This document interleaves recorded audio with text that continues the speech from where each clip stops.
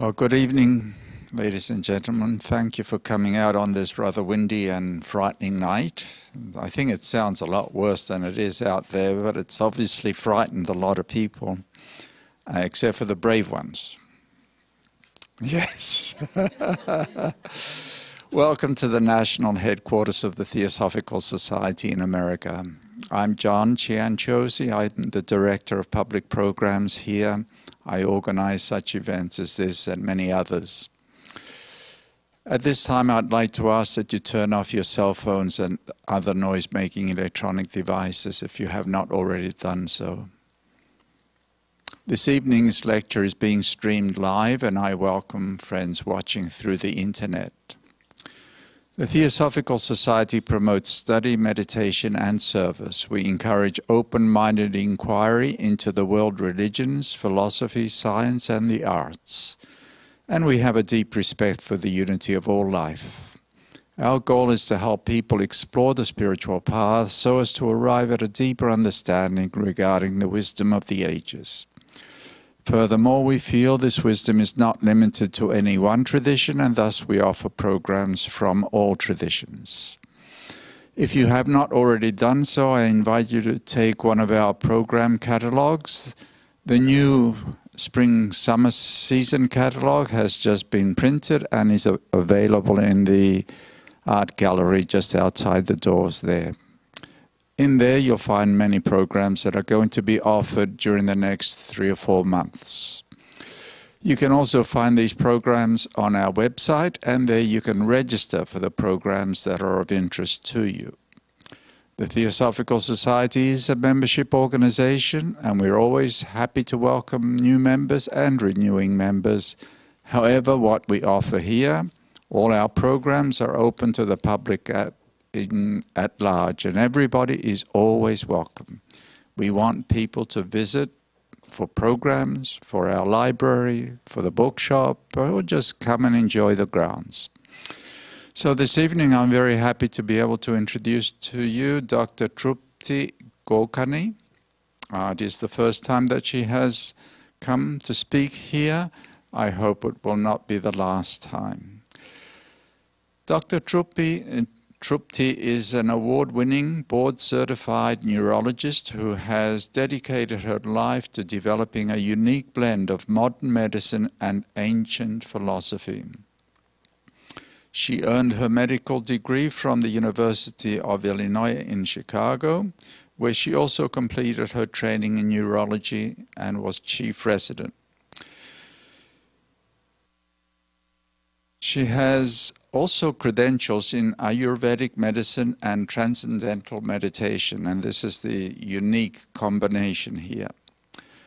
And that is why we are so happy that she can come this evening and speak to us as an expert in a field that I think is relevant.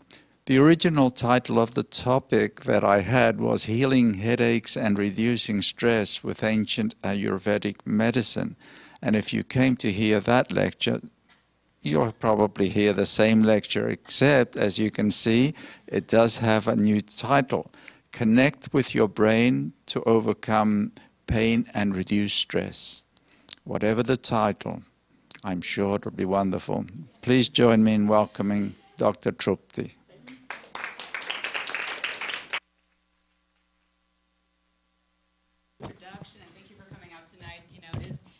Challenging to make time for yourselves, and I just want to applaud as you're creating and thinking through what you of deep thought. Oh, is it not? Oh, we need to turn on.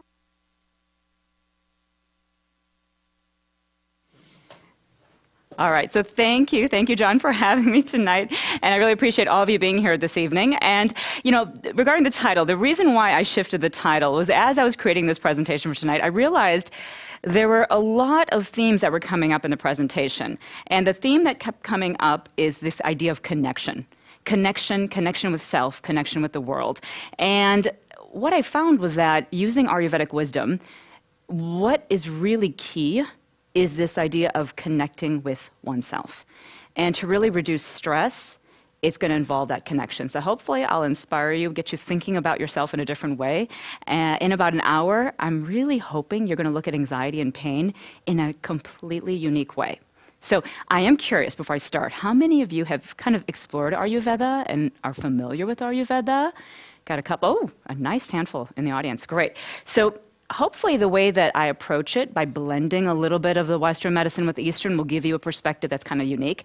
And I've done a lot of work. I've also most recently done some certification in neuro-linguistic programming. And I'm very fascinated with the subconscious mind. So hopefully we'll talk a little bit about that and get you thinking about what your deep brain is really processing and exploring kind of without you maybe at the conscious level being aware of it. So I'll fill that kind of gap in as we go along. So understanding pain, the big question I ask for anyone I meet that has pain is, you know, what is the purpose of this pain? What is the purpose? Because so many, welcome, so many come into the clinic or see me in the, you know, or talk to me in the coaching group, and they're challenged by their pain. They're challenged by their episodes of discomfort, and they're saying, why is this happening to me? I just don't understand. Why am I struggling so much? So I start to explore this with them. What's the purpose? Is there a purpose? And hey, is there a message? Is there a message? And if there's a message, any idea what it could be? And most of the time, there isn't an answer to this, because this is why they're coming in. I love to have this conversation start thinking that way, because what it does, it allows us to have some ownership and allows the relationship to be a little bit more collaborative. And so as I explore that, then I ask them, what do you think suffering is? Have you thought of the word suffering? And how about empowerment? You see where I'm going here? How about empowerment? Have you thought about being empowered? Let's explore these concepts. And what I've found is that Ayurvedic medicine, for those of you that have not been exposed to it, it is incredible. It opens your eyes up to an understanding of yourself and others that is beyond anything. And I hope to really get you excited about it if you haven't explored it, because it is such a fascinating and a really fun science to learn. So, suffering, the definition of suffering. Let's start with some basic understanding so we're on the same page. Suffering is the state of undergoing pain, distress, or hardship. The state of undergoing pain, distress, or hardship. And the question I'd ask you all is, do we actually have a choice? Do we have a choice? What do you guys think? Do we need to suffer? We got a yes over here. Oh, sometimes we do. Okay, we're going to explore that. We'll explore that. I love it. Empowerment. Empowerment. What a great word. It's the process of becoming stronger and more confident. What a cool concept, right? Becoming stronger and more confident. Now, how about this? Can empowerment reduce suffering? Got some yeses here, right? Let's explore that a little bit. So stress, which is so common. I feel like we've always had stress, yet right now, stress seems to be the buzz conversation everywhere I go. I'm stressed. My kids are stressed. My husband's stressed. I'm stressed at work. I'm stressed with my family. It's just such a common conversation that I feel as though I look back to my early years when I was a medical student, and my amazing father is sitting right here, and he remembers these stories. First year of medical school, I wanted to quit. I was struggling with really debilitating insomnia. It was so bad. It went on for about 3 months. And finally, you know, we got to a point where, you know, I went to see a psychiatrist, and I was diagnosed with major depressive disorder, given a prescription for Prozac, and I said, you know what? I don't think that's what it is. I don't think I'm depressed. I mean, yeah, I'm kind of low because I haven't been sleeping, but I don't think this is about depression. I didn't know what it was at that time, 23 years old. Though I'm going to tell you, I look back, and I was definitely stressed, though I didn't realize how stress had manifested as insomnia. And now that I've explored this conversation so much more with myself, my patients, my family, I've realized that understanding stress is probably the most important thing for all of us to do, and to realize how we present with it. Because we all have very unique ways of showing stress, mind, body, spirit. So what I've realized is that there's this kind of conflict we have with the outer being and the inner being. Let's discuss this a little bit. So most individuals that are feeling stress, including myself at that time, okay, I was focused on this outer being of myself. And what I mean by outer being? Well, outer being, what really makes that up? When you think about just general sense, you know, my hair, my makeup, what I'm wearing, my clothes, things such as the home I'm living in, the car I'm driving, credentials, introduced as a neurologist. That's kind of part of my outer being, right? Well, what happens for a lot of individuals is that because there's so much focus on the outer being, it is the outer being that oftentimes we're trying to achieve and put energy into to create a happy inner being, right? And what happened is as I kept on seeing patients and I kept on working on my family, myself, using these concepts I learned in Ayurvedic medicine, which actually happened in medical school because I didn't take that Prozac, by the way. I studied Ayurveda. What I realized is that I really need to focus on my inner being. I didn't know how, though. I really didn't know. I honestly had no idea, okay? Because we're not taught on how to do that. That isn't something that, growing up here in the States, we aren't really explained and taught how to kind of go in there and explore that state of our inner selves. And that's the part that I was baffled with, yet I was really curious about. And so what I realized after 15 years of working with patients, working with coaching clients, is that if I can get people to go in a little bit, start to kind of take themselves into themselves versus being so much outward, suddenly that pain that they were experiencing started to go away. Suddenly the anxiety that they had started to decrease. Suddenly, that sleep issue that they had disappeared. It's like, okay, there's something happening here. Let me keep going there, right? Let's keep using this idea, right? You're with me so far, yeah? Okay, good. So, inner being, number one, includes your beliefs. What are your beliefs? Okay? Your thought patterns. Big one. What are your thought patterns? And how do they either relate to those around you or how are they different? Okay? Your mindset. Your mindset about everything from, what kind of job you're going to have or not have, what kind of car you're going to drive, how many kids you should have. What's your mindset about things in life? And how does that get influenced by your thought patterns and your beliefs? This is what's really interesting. If there is conflict, and I'll go into this in a little bit more detail, but if there's conflict with your own truth, what you believe is truth, and what the beliefs and thought patterns and mindset is that you've created over the course of time, that's the disconnect that creates pain. And I'll explain this a little bit more. And this is what creates stress. So for example, let's say I was raised to believe that I had to work really hard to succeed. That was just truth. That was told to me. Trupti, you're not going to succeed unless you work hard. You've got to work really, really hard. If you work hard, you'll succeed. And let's say I work really hard, really hard, really hard, and I don't succeed. My thought pattern, my belief was that working hard meant success, yet I worked hard and I didn't succeed. What happened there? So in that conflict, what emerges from the conflict is stress. And when stress emerges, what happens then? Pain emerges, anxiety emerges, right? How about the idea that maybe it's not me working intensely to a point where I'm a perfectionist, the point that I'm pleasing, the point that I'm just going nonstop and doing zero self-care. How about that isn't the way I need to go? But instead I need to take a step back, maybe relax a little bit more, spend some more time in introspection to say what I really want to do. And I work less intensely, but I become more creative and find my passion in a way that doesn't push me to the degree of exhaustion. And how about in that space? That's what's going to give me happiness and peace and going to give me reduction in pain. And so that example is actually my truth. My mother, who I love dearly, we were kicked out of Africa. We had no money coming here. My dad worked hard, worked really hard. He's a physician, retired now. And we worked so hard, he worked so hard, that he was able to get us back on our feet after coming here with no money.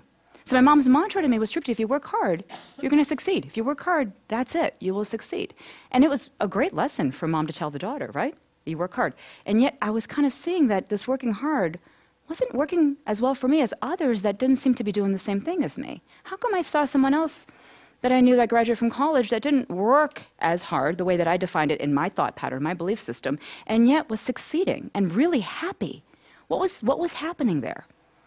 So with thought patterns, a lot of it comes from early programming. A lot of it comes from what we're being told. And what we're being told very often is out of safety and protection. right? We're only told that because that is really what our parents want us to do to be safe, what our society wants for us, what maybe the cultural norm of where we are is teaching us to be safe. And very often what happens is then we have a conflict with that because our truth isn't the same as what the truth is that's told to us, and that's what generates pain. Does that make sense in a big picture? We'll go into this some more. Okay. So it is that creates a disconnect and creates kind of a shift in your emotional and spiritual health. And then really at the end of the day, what I find, and for those that really do recover from anxiety and pain, what they found is what I call is your dharma, your purpose, that sense of your truth, the sense of why you're here, the sense of what you really want for you, not what you're doing for somebody else, it's what you're doing for you. So how do we get there? How do we really get there? So I want to ask you, if you really think about it, how much time, money, energy do you spend on your inner self? All of you are here. I know you're spending more time than most people are because you're here tonight. I do have to say, though, for most people I meet, there's an inadequate ratio, let's say, of time spent on the outer being and the inner being, right? You know what I'm talking about, right?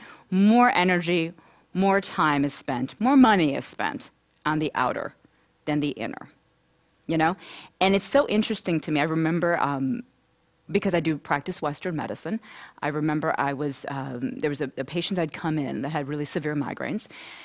And if you aren't aware of this, Botox, botulinum toxin, is approved for chronic migraines. It blocks one of the inflammatory peptides that's linked to pain. And this woman that came in to see me really wanted to get Botox for her severe migraines. And I said, I'm not sure if insurance is going to cover it, and because of the frequency of her headaches. And so as she was exiting the front, she was chatting with the front desk individual I have, and they're chatting about the Botox, and she said, I really want this to get rid of my migraines. The only thing is that it's so expensive, this and that. And then she asked at the front desk, she asked Jackie, my front desk woman, she said, and by the way, is it going to help with my wrinkles? And Jackie said, actually, yeah, she injects it in the same areas. It's the same location. So, yeah, you'll get an improvement in your wrinkles. She's like, oh, you know what? I think I'll set up an appointment for it. And it was interesting because it's like, I heard her as she was leaving. She set that appointment up. She left, and I said, whoa, it was the cosmetic effect that convinced her to do the Botox injections, right? And so this is something that I've now come to accept. This was about 5 years ago. I've come to accept this idea that, there is something to that. Let's be honest. There's something about the outer. Though the reality is that the inner being, what's so interesting is someone like her, who I love her dearly, and I still see her today, if we work on getting rid of the pain, we work on really feeling good, and so the pain is reduced, gosh, she can start doing meditation, do some yoga, eat well, and she's going to look fantastic, right?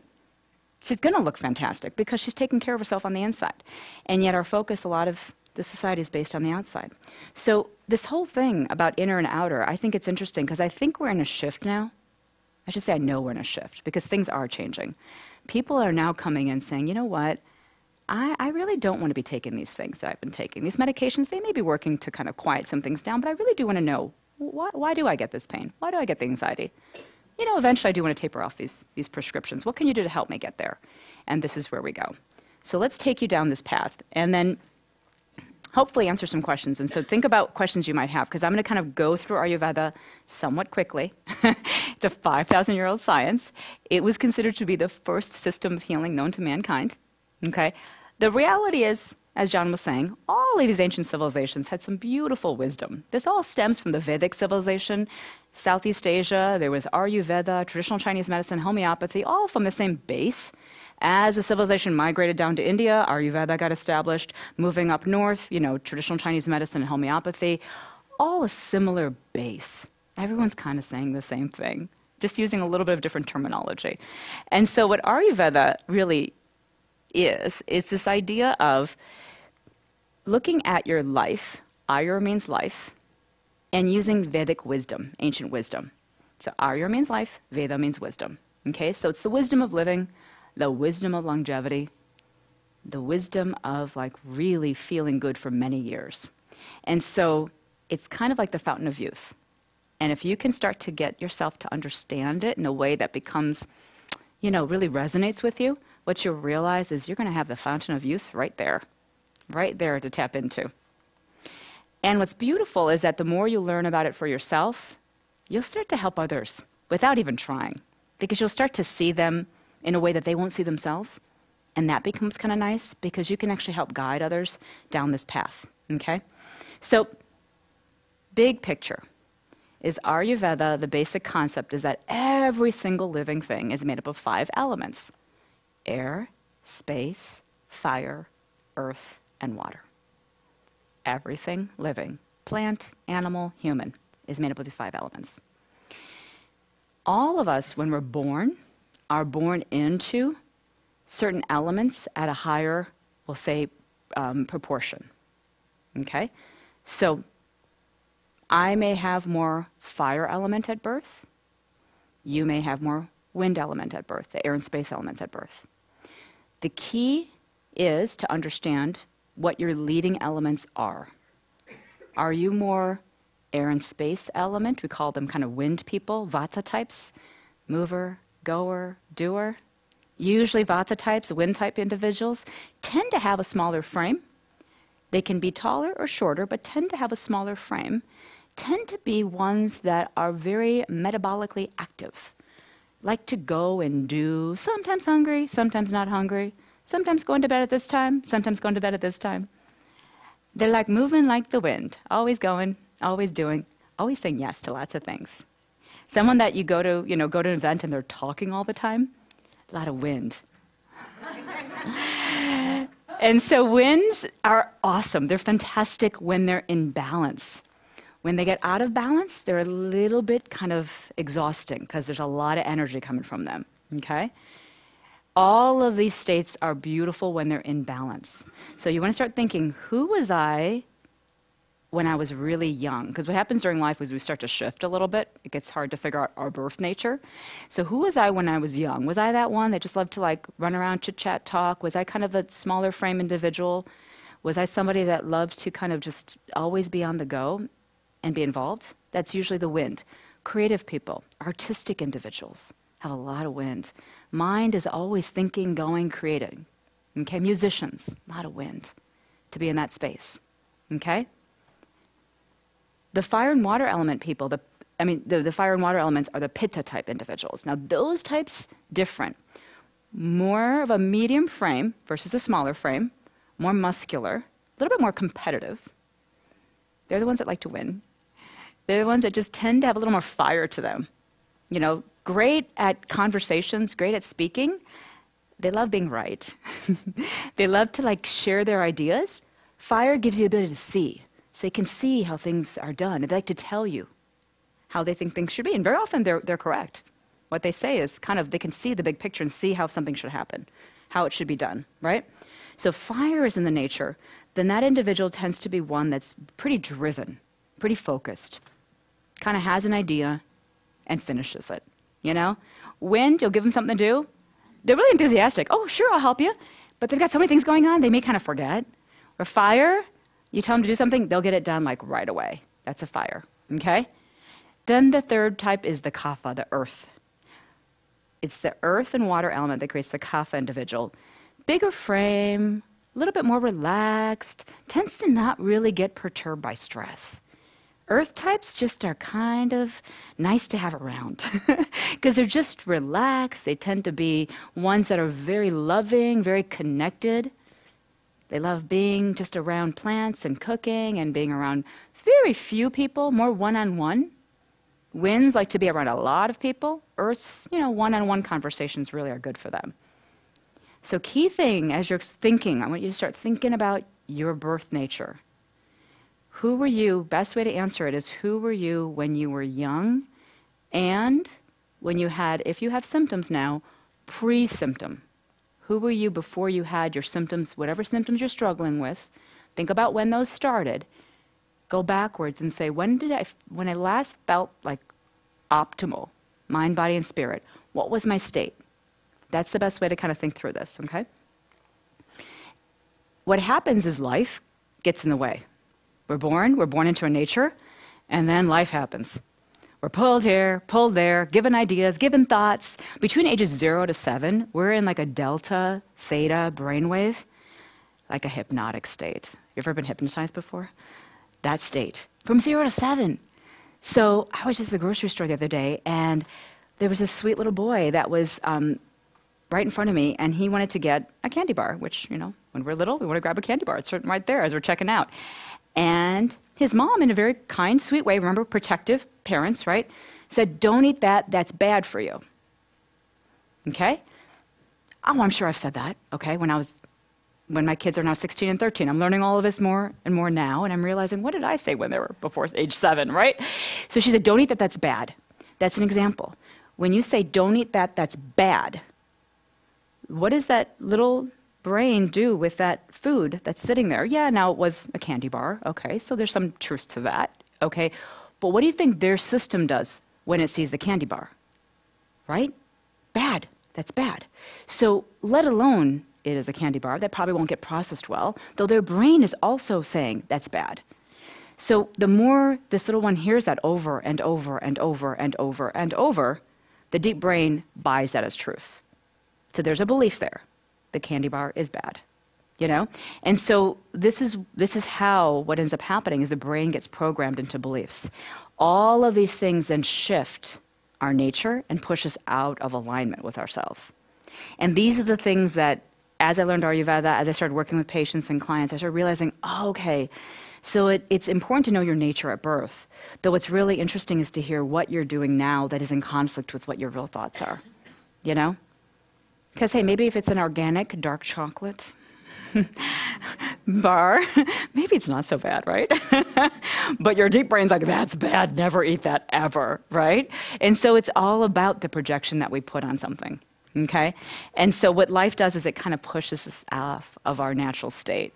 And this leads to disease. This is actually what leads to this inability to feel happy, to feel blissful, to feel authentic. Because you can't feel authentic because you've been kind of programmed to think certain things, and your brain doesn't buy that. So your natural state goes out of alignment, and we get disconnected with that authentic self, okay? So to go over this a little bit more, so let's say you're wondering, you're like, do I have a lot of wind to me? Now keep in mind, at birth we have we call it the dominant dosha. Dosha is the actual name for this. The dosha is the mind-body type. Vata, Pitta, or Kapha. At birth, you have one of those three as your dominant. Very often, you have a secondary one. So I'm a Pitta, Kapha. Pitta is my lead, Kapha is my second. Thank goodness I have Kapha. It keeps me calm. Calmer. So we have a dominant, we have a secondary. Then life kind of pushes us, pulls us, ideas come in, thoughts come in. We kind of navigate down this path. We don't know that we're supposed to follow a life in alignment with our nature. So maybe as a Pitta, I shouldn't take on a job as an attorney, because an attorney, that's like a classic Pitta. I'm married to one, so I know that. Pitta, attorneys, to be really good at their careers, they've got to be very sharp. They've got to be, be able to get up there, state the facts. If they're, on trial, say everything in a way that's very sharp and strong and direct and correct. That's all Pitta, right? So if I'm a Pitta at birth and I take on a career as an attorney, I can get more Pitta very easily. Now, when we're looking at this part of it, which I'll go through, what I'm going to have you think about is don't worry about what your birth nature is. Just think, is it possible that you've collected an excess of one of these three states? So it doesn't matter if you're a Vata at birth, a Pitta at birth, or a Kapha. All of us can get too restless. All of us can pick up too much wind, Vata energy. So how do you do that? Let's say you decide to take on a job in sales. Let's say you're moving and going and doing all the time. If you're skipping meals, if you're not drinking enough water, if you're eating a lot of cold foods, drinking a lot of cold drinks, that's going to make your system go more into a wind excess. We call it the restless energy state. And the symptoms that will come with wind energy, imagine yourself going into freeze. You know the three states, fight, flight, or freeze? Imagine going into freeze. That's what it feels like to be in a lot of wind state. You kind of contract in, you tighten up, tighten your neck, get a little maybe tension headache, tighten your stomach, maybe get constipated, get wind, gas, and bloating, right? Dry, tight colon, constipated. If you think of like a little squirrel that's out there eating an acorn, and then suddenly it senses danger, an animal's going to come and get it, it goes into freeze. What is it doing? It's trying to get small so it doesn't get seen, right? So as it's hiding and trying to get small, what is its mind doing? Oh my God, I'm going to die, I'm going to die, I'm going to die. It's getting anxious. So what happens when people go into wind state, vata state, all of us can go there. All of us can get in that state. We go into freeze. What makes me sad, because I work with pain, a lot of individuals that come in, not a lot, I'll say all that come in with pain have too much of this element. They have too much wind, too much air and space element. They're all hiding. They're frozen like a little squirrel, waiting to be attacked. Okay?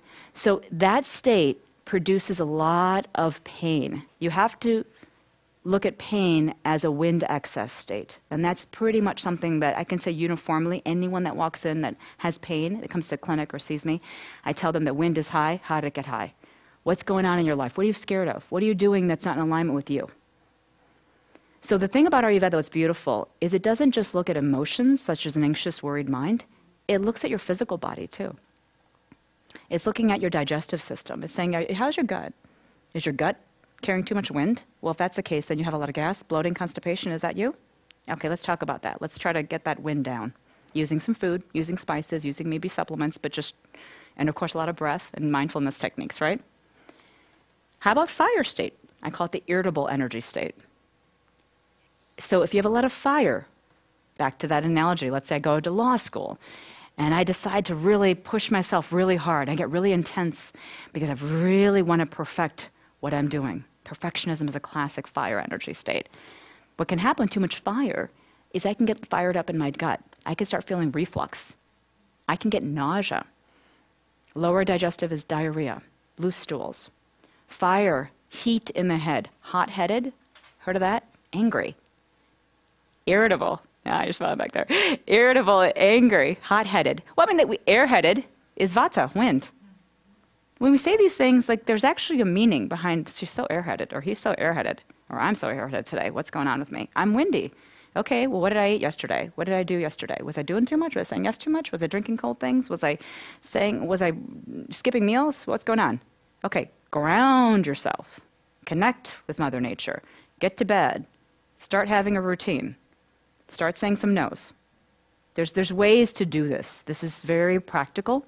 The reality is that we can take ancient science, bring it into the West, and make it make a lot of sense, and actually use it to really help us, because it's so well delineated, these three states. So fire, hot-headed, irritable, feeling hot, that's a lot of pitta. If you feel cold, you're probably carrying too much wind, okay? Withdrawn is the third, the kapha energy state. And the withdrawn state, I kind of still think about this fight, flight, or freeze, okay? So fight is that irritable state, right? Flight is the withdrawn state. And freeze, I mentioned, is the wind state. Why am I calling that flight, the withdrawn state? Because literally it's like leaving. Let me just, there's a stress here. How about I just get out of here? I don't want to deal with it. I'm just going to pretend like it's not even happening.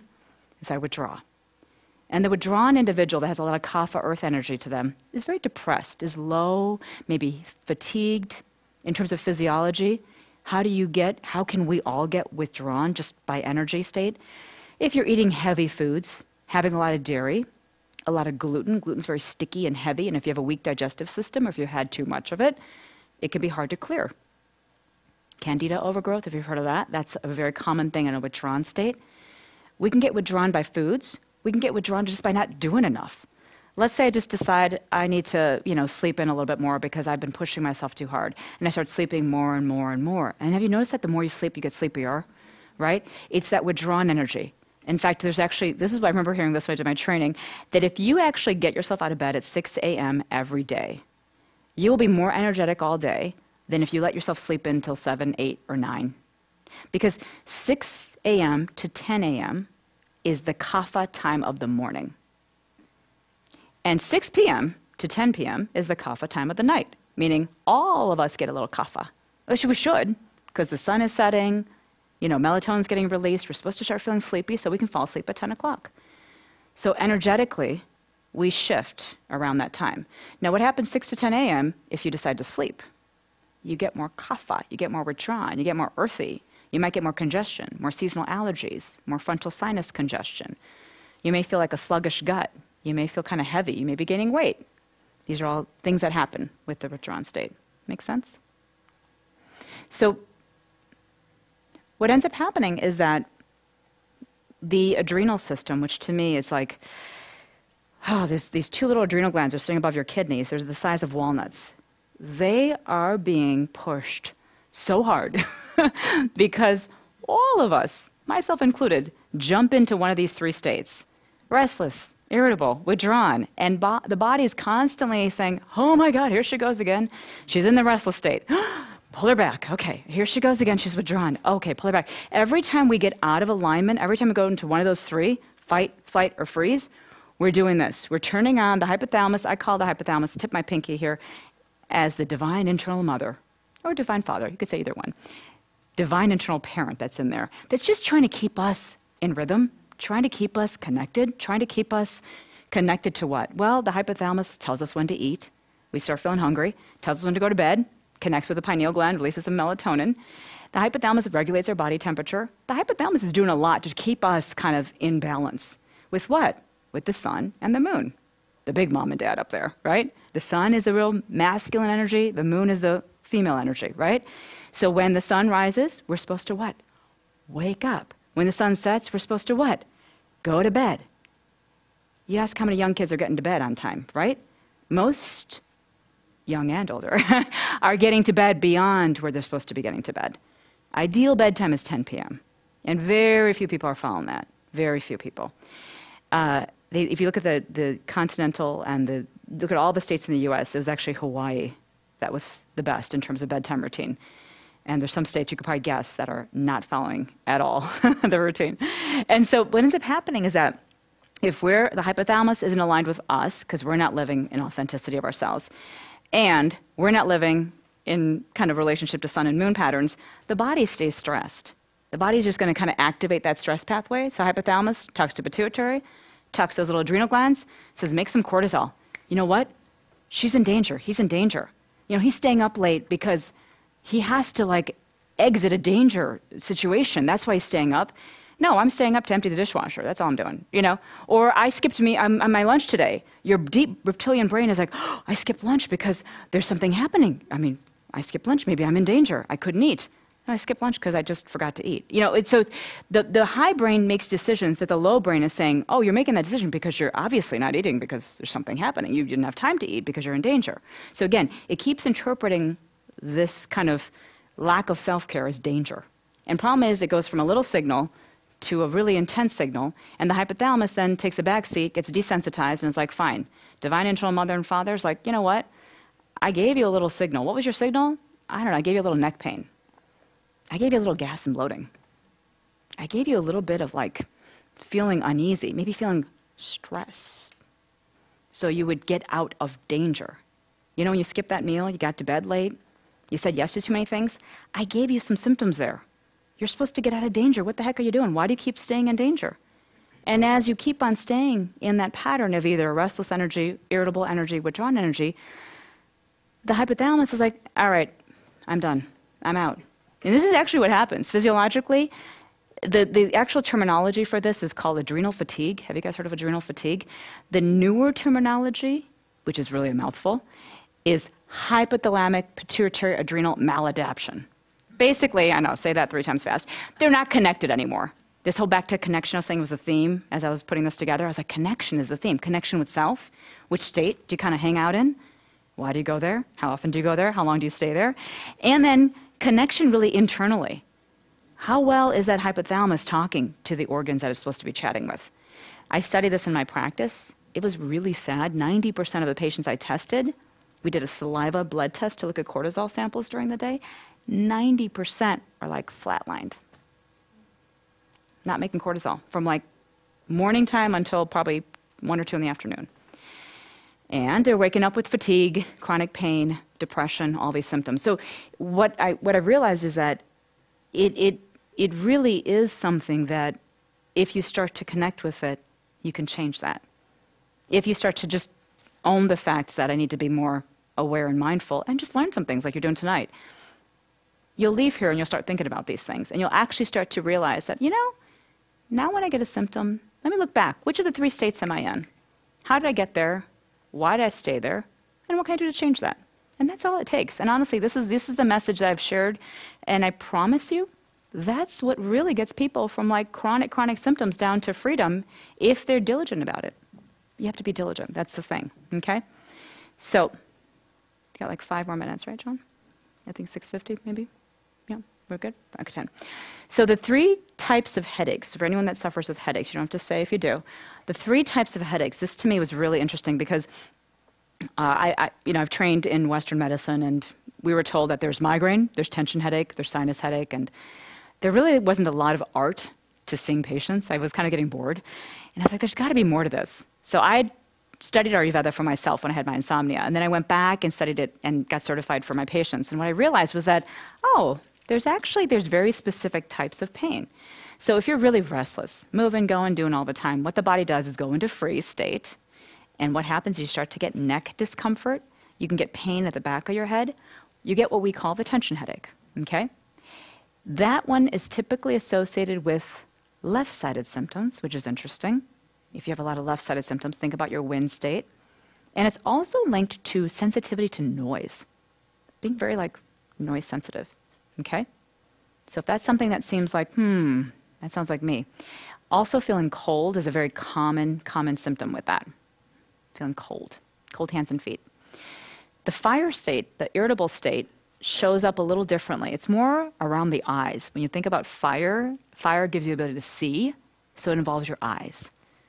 Red eyes, pain in the eyes, feeling pain right in this region here, behind the eyes, temple location. Feeling nausea is a classic fire symptom. Having a lot of fire, nausea is linked to that. So cooling things like peppermint is very helpful. Ginger actually can be helpful in a fresh form with fire energy. It's right-sided typically. Think about masculine energy, right-sided. Wind energy is more feminine energy, okay? And very sensitive to light. Again, the eyes are involved. So really light sensitive, okay? The 3rd type of headache, and by the way, that second one is a classic migraine. If you've ever had a migraine before, it's typically more moderate to severe intensity, usually has light sensitivity, there's nausea with it, it's one-sided, throbbing, severe. The wind headache doesn't get to be so severe. And in fact, what ends up happening, if you've been to a campfire, wind blows on the fire. So if you're really windy, meaning you carry a lot of wind energy, you have a lot of tension headaches, very excitable type energy, what can happen is you eventually, the nerve endings, start making inflammatory peptides. So wind can blow on the fire, and you can actually augment your fire state by being too windy for too long. Okay? The 3rd state is the withdrawn. It's that more sinus type headache. If you're experiencing more congestion, more heaviness, more pressure and pain when bending forwards. You know, that's a classic sinus headache. That's more the withdrawn energy state. And so the key here is to really just start to let these ideas percolate. Like I said, we went through a 5,000-year-old science relatively quickly. Hopefully I was able to summarize it and make it easier for you to understand, because it is kind of complicated, yet if understood, once you get it, it's actually really practical and really straightforward. And the idea is that pain, back to that first couple of slides, pain is really there to guide us. Pain is there to connect us. Pain isn't really a nuisance to our being. It's actually coming to let us know that we're in danger. That's what pain really is. Anxiety and fear is part of pain because it comes from a space of, I'm trying to protect myself. I'm trying to withdraw. I'm trying to hide from something that I think is dangerous. So they tie very much together. In fact, the data says that migraine people are 12 times more likely to have a panic attack. What I'll say is everyone I meet that has pain, there's always an underlying sense of, we'll call it stress, but it's a sense of unease, a sense of worry, a sense of fear. Fear of the attacks, fear of when the attack happens, will it ever go away? All this fear that feeds into it. But like I said, it's what creates the fire, creates the pain. Because very often fear is wind. It activates the fire, which is the pain, the more severe pain. So these are very much tied together, okay? And to really overcome stress, to me, stress is really, it's that disconnect. It's that me living out of alignment with my natural state. And so step 1 to really feeling your best is really investing on that inner being, as we were talking about before, and think about what makes you happy. And what in your life right now is not making you happy? What is it, and what can you do about it to add some happiness, really? Because at the end of the day, what I found is that being content is really the key, I think, activator for a lot of people I meet is that sense of discontent. The sense of unease comes from a sense of unhappiness. So a simple technique is I'm going to give you a practical tool to use. Who here has done Nadi Shodhana, reverse nostril breathing? Ooh, we got a good audience here. Okay, so I just turned this off. I didn't want to do that. Nadi Shodhana is Nadi. There's 72,000 Nadis, channels in the body, right? It's amazing, isn't it? 72,000 channels. We've got to keep them open and flowing, and it's kind of hard to do that all the time. And so Shodhana is to clear and open the channels. Now, to really keep your body energetically happy and going and vibrant, you want to have flow. You don't want to be in that restricted state, okay? Because that restricted state is going to not only decrease blood flow and nutrient delivery, it's going to actually, physically, your restricted state will restrict your mind. So you won't do things. You won't be as vibrant. You won't allow yourself to step out of your comfort zone because you're in a restricted state. So a simple breath is Nadi Shodhana. And what's interesting about the right and left side in this breath is that what you're going to do with the breath, and I'll just do a little quick demo and then we can practice it together, is you're actually creating harmony between the right and left side of the brain. And why? It's because most of us are living in sympathetic dominant state, meaning restless, irritable, withdrawn. One of those three states that's throwing the adrenals off. So what I would love myself and all of you to do and to explore is how to be more often in a parasympathetic rest and relaxed state. Because really, danger is not there. It doesn't need to be there. It's what we perceive as danger. And if we can change the perception a little bit every day, it's amazing as long term, this is the kind of thing that will keep everybody really healthy and happy for many years to come. And I use oils. Does anyone use essential oils in here? Yeah, good. I mean, I have some real favorites. And, you know, essential oils, the thing about essential oils is that for those that use them, I'm sure you understand this, is they can really get you connected with yourself very quickly. A lot of scents, we don't have time to go into all the different types of essential oils, but there's different ones for different doshas. Like rose is great for, and jasmine's great for the pitta dosha. Anytime you open your heart, it's really nice for that intense energy, you know. Lavender, for example, is really good for the vata dosha. Calming, soothing, you know. So using oils can be really nice because it can help you get grounded faster. So I often recommend putting some oils on your wrist before you start this breath technique. And the technique, the way that I do it, which is really simple, is I use my thumb and my ring finger. And what you want to do is you always want to start with your right hand, okay? And you want to cover the right nostril first, okay? And then what I'm going to do is I'm going to breathe in for 4 in my left, and then I'm going to cover the left nostril, breathe out for 8 on the right. I'm going to stay here, come in for 4 on the right, switch sides, out for 4, 8 on the left. I'll go through this, I'll do a cycle, I'll count with you, and then we can kind of try this together. So I'll do one cycle just to kind of show you, and then you guys can join me, okay? So I'm starting with my left nostril open, so I'm closing my right nostril. I'm going to go in for 4, change sides, out for 8.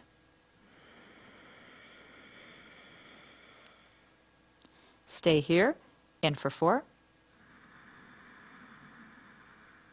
Change sides, out for 8.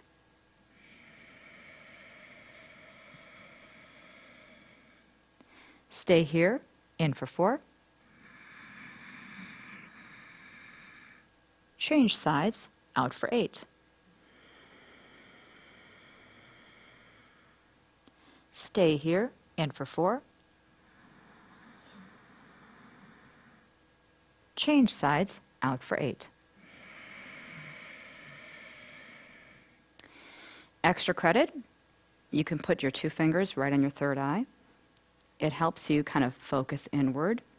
It gives you a sense of that, you know, the third eye is really that intuitive center. Gets you into being intuitive, which after tonight you're going to think about, how do I need to be? What makes me happy? How can I be more aligned? And let your intuition speak while you're breathing. Because what ends up happening is you kind of get these ahas. You only get the aha if you're not feeling stressed. You know, that like idea, the thought, oh, I get it. Like you're not going to get that when you're stressed out running from the bear. You only get that when your mind is calm and in rest and relaxed state. So it's interesting as I have patients practice this. This is like so simple and yet so incredibly powerful. And there's actually a study. They had a study, I think it was out of Mayo, 15 minutes a day of this breath brought blood pressure down by about 15 to 20 points. And that was after 1 month. Pretty impressive. Just breathing, right? So why don't we start there? Like, that to me is like something I find interesting. I meet a lot of doctors and talk to a lot of physicians. I was like, why aren't we starting there? And if, you know, you don't have the time to show patients in clinic, just give them a video. Just tell them to try it. And, you know, what's interesting is I think over the course of years, because I've seen the outcomes, I've gotten really confident about recommending it. I think a lot of people don't think it's powerful enough to recommend, you know? The med is going to be stronger. That's going to be better. What's interesting is if we can turn off that fight or flight, turn off that sympathetic drive state, just be with ourselves. And I don't recommend 15 minutes a day. That's hard to start with. 2 minutes. And a great app, by the way, Insight Timer. It starts the gong, gong, and then it gets you going. You can time it for 2 minutes, and then it turns off. You don't have to think about the time. You just breathe. And if 4 to 8 ratio is too much, you can do 2 to 4. Okay? But Insight Timer is a great little app. You can just download it. It's free. And then you can actually just start yourself with the breath, finish after 2 minutes. You like that? Do that once a day for a while. Go up to twice a day. Doing well with that? I don't know, move up to 4 minutes. Just see what happens. All these things that we talked about will start to make more sense to you because you get more and more and more connected. And it's doing that that you get to your truth. You know? At the end of the day, what I have found is that this idea of empowerment is really that process, like I mentioned, of getting stronger and more confident. You can only do that with knowledge, right?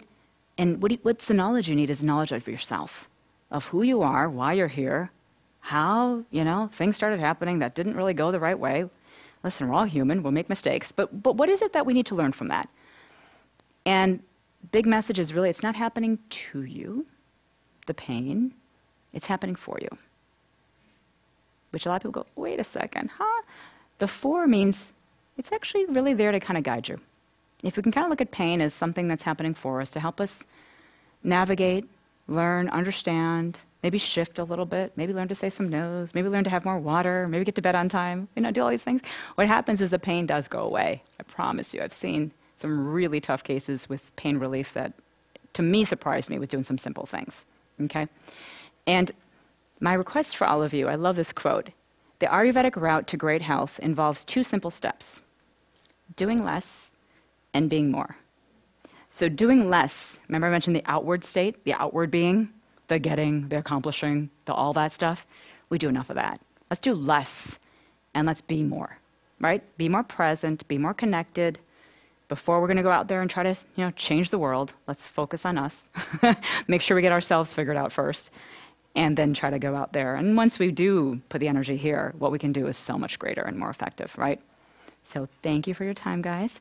I'm happy to answer some questions for you. And I do have some books, so if you want more information on Ayurvedic medicine, they're over there. And we'll take it from there. So thanks for your attention.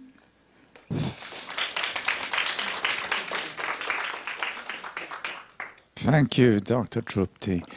We do have plenty of time for questions, and we'd like to record the question. So if you want to ask a question, please raise your hand, and I'll bring you the microphone. And we also take questions online if anyone wants to send one in.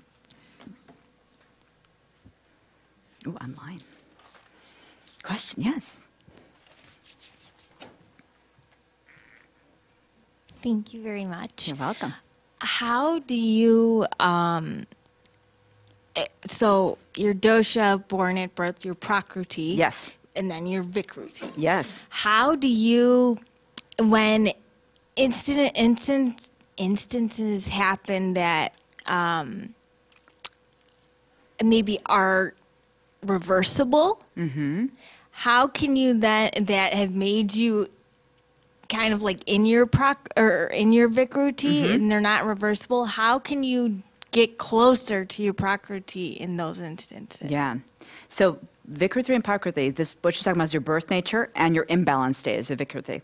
So you're saying when situations happen that push you into that vikruti, push you into the out of alignment state, right? That you are saying are reversible or not irreversible. Do you mind giving me an example of what something would be that's irreversible? So TBI, traumatic brain injury. So what's interesting about something that happens structurally, be it an injury to the physical body, right?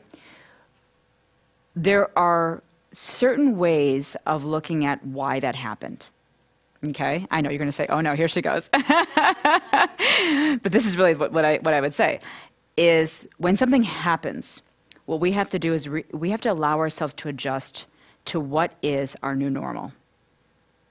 And the new normal isn't necessarily worse than what you were before.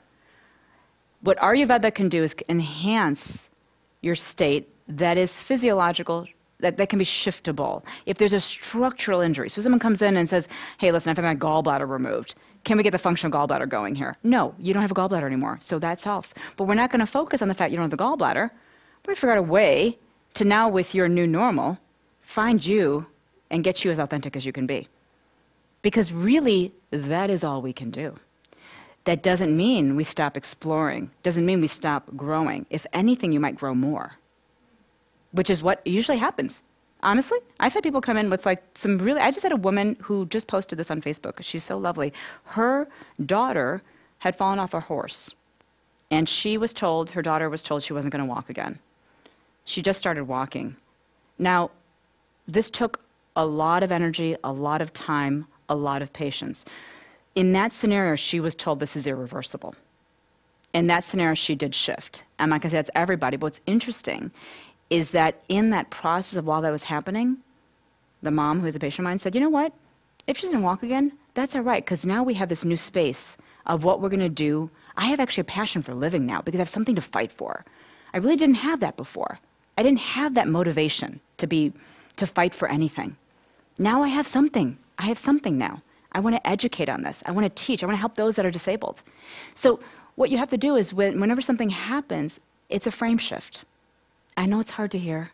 I absolutely understand it's hard to hear. Though it's a frame shift of the new normal. What am I going to do? Of course, we still keep trying. We're not going to give up. We're going to try to repair areas that are still potentially shiftable. I do think the brain is kind of cool. It's like a neuroplastic, very mobile. Yeah, there's always things happening, new networks developing. I never say anyone is stuck at a certain state just because TBI is there. I think anyone can shift. Though I do have to say, if there's actually like damage on the MRI, maybe like tissue that's necrotic or areas, of course, that part we can't change. But it doesn't mean the networks around it can't build and grow. We see that happen all the time. So just kind of like allow yourself to be in that space and just kind of keep on evolving and growing. And the fact that you're here is fantastic. It's fantastic. Hope that helps. Okay. There was one question from somebody sent in was, where is your clinic? Oh, good question. My clinic is in Glenview. It's just north of Chicago. And it's called Zira Mind and Body. And I have, because I do have some individuals that want to work with me that can't come to the clinic, I do have a coaching program too that I can do with individuals that need more one-on-one and can't come to the physical clinic. Very good. And we do have the your website. Yeah, TruptiGokaniMD.com. And so they can always check on that. And there's like videos and podcasts and different things just to kind of explore some more conversations with different individuals. And it's kind of been fun to get out there and just chat with others on these topics. And they draw different conversations out of me, you know. So you might be interested in hearing some of those talks. Hi, Trupti. Hi. I don't know if we recognize face to face. Yes, I do. All right. Yes. So, good to see you.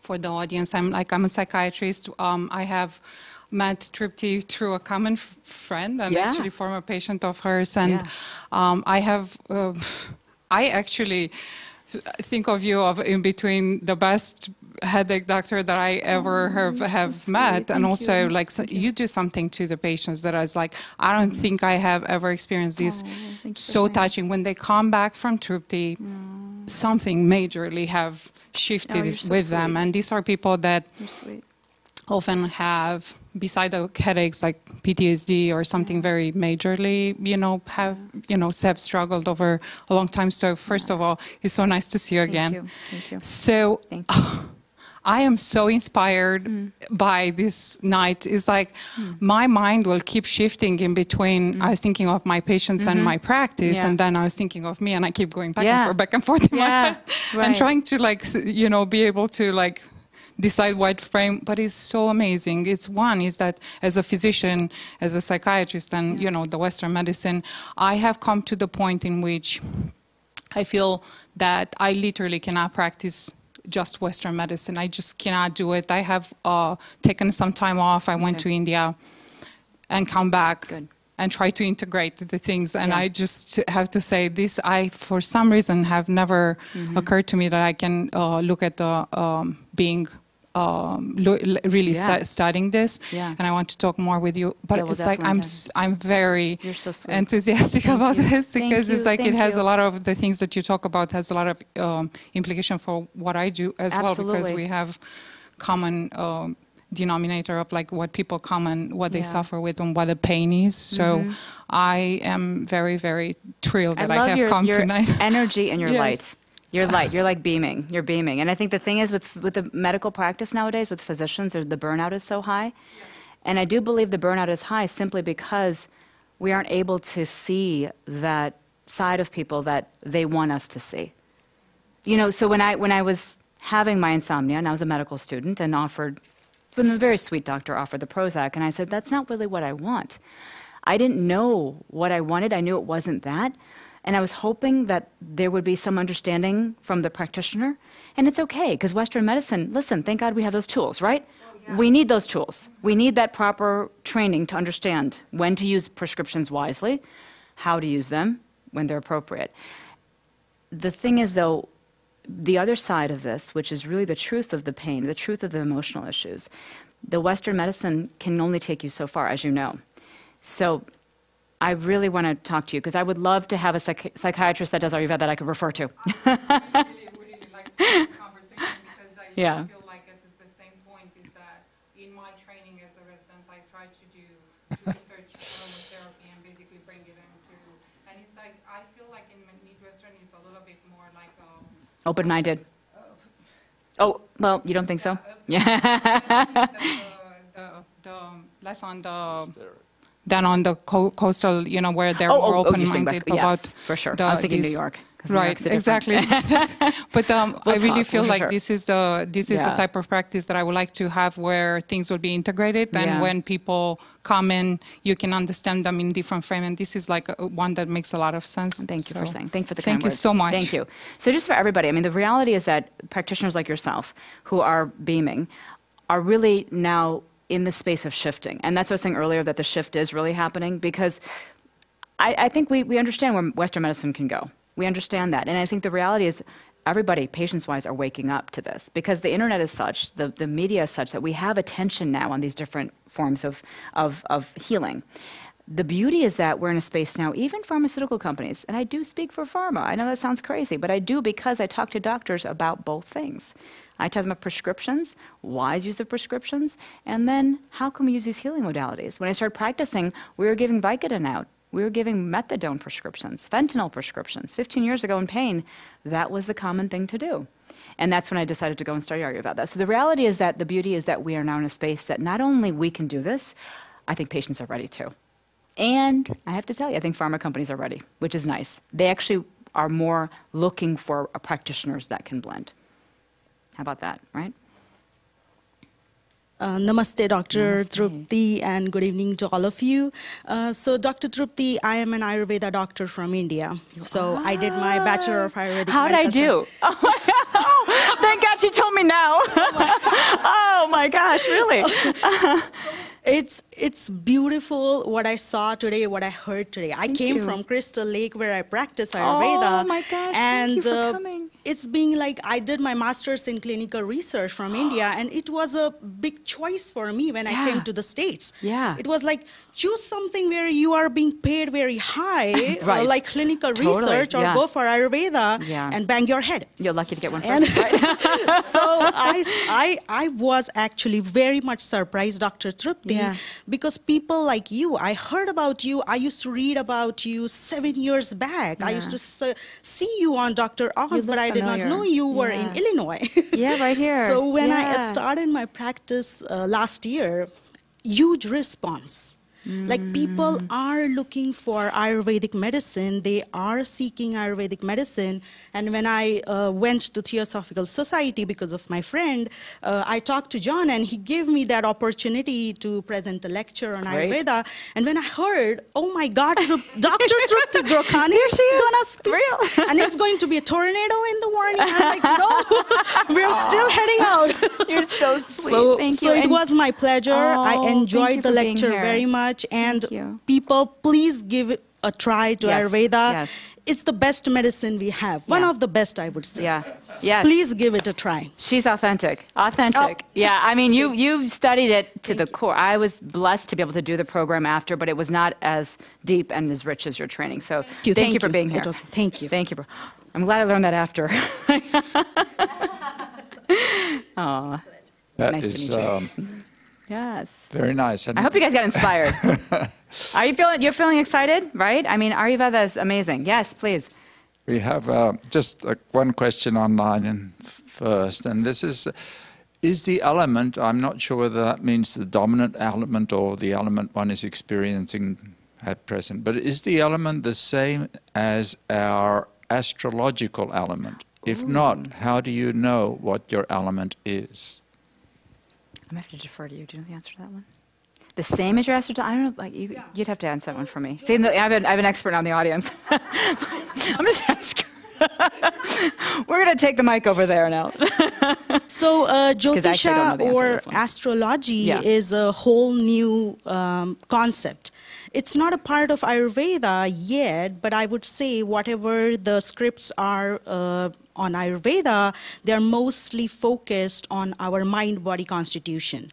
So if you are looking into the astrological effect, I would say just go on to an astrological expert instead of an Ayurveda physician who is mostly trained in the mind-body constitution, which is more focused towards dosha. Yeah. So instead of misguidance, it's better if you seek an astrological expert's help. That's great. Thank you. Because I mean, I've trained a little bit in my Ayurvedic training, just a little bit of training in Jyotish, and it's fascinating. It is fascinating understanding the links between like your birth, your date, what the lining, like how the planets were aligned and how that influences you. It is such a big field that I think you definitely have to go to someone that's an expert in that. Can it affect your energy body and your doshas? Absolutely. I mean, when Mercury's in retrograde, yeah, sure, it can affect you. So that's all I can say, though, because it's very complicated. It's very complicated, yeah. I thought I had another question back there, but I think it was just words of praise. Another question over here. You have it all figured out. That's it. The audience knows. Everyone knows your states, right? Hi. Hi. So this is all pretty new to me still. Great. So Thanks for coming. I was having a really hard time figuring out which type I am. Yeah. So each one, as you went through and described it, there were parts that I was like, oh, that's definitely me. Yeah. And there were also parts that I was like, that is not at all me. Is that pretty typical? Mm-hmm. Okay. You know, we have all 5 elements, right? We have all 5. So the reality is that we tend to live our lives, if we're in a balanced state, we'll live kind of in alignment with the more leading elements in us. But we have all 5, you know. That's part of our constitution. Our nature is to have all 5 elements. Just some of them kind of like move us into a certain direction. If I'm more fire element in terms of personality, I'm going to be drawn towards certain types of foods and certain types of people. And so what you're saying I don't have, well, that's probably in a very lowered amount in your system, in your nature, you know? Yeah. And again, we have to think about your balanced state, and you have to think about your imbalanced Vikruti state. So your balance is your Prakruti. That's your birth nature. Okay. Unfortunately, when we get thrown off, we start having symptoms, anxiety, pain, all that. We're in an imbalanced state. So that's a different you. Yeah. So whenever I work with people, I'm like, you want to get back to your authentic you. Yeah. And not be in that inauthentic state. Because the inauthentic state is going to show symptoms that, you know, will be out of alignment with your natural state. Does that make sense? Yep. Okay. Thank you. You're welcome. Thanks for coming. And opening your eyes to something different, right? Kind of different. Yeah, it's exciting, isn't it? Yeah, when I learned it, I was a 23-year-old medical student. Because I was, even though I born in Kampala, Uganda, came here, very Western. How old was I, Dad? Like a year and a half or so. Very young. Little. So grew up very Western, right? Very Western. So when I had that horrible insomnia cycle, I just started reading books. Just like you're coming here, I was like, oh, what's this thing about the 5 elements. What's Ayurveda about? I didn't even know what that was.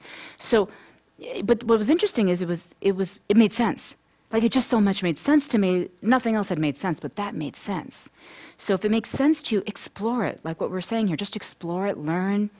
It'll be more and more powerful over the course of time as you let yourself kind of just resonate with it a little bit. And then it starts to be so clear. It's really fun to get clear, isn't it? Isn't it? Nice to be clear, yeah.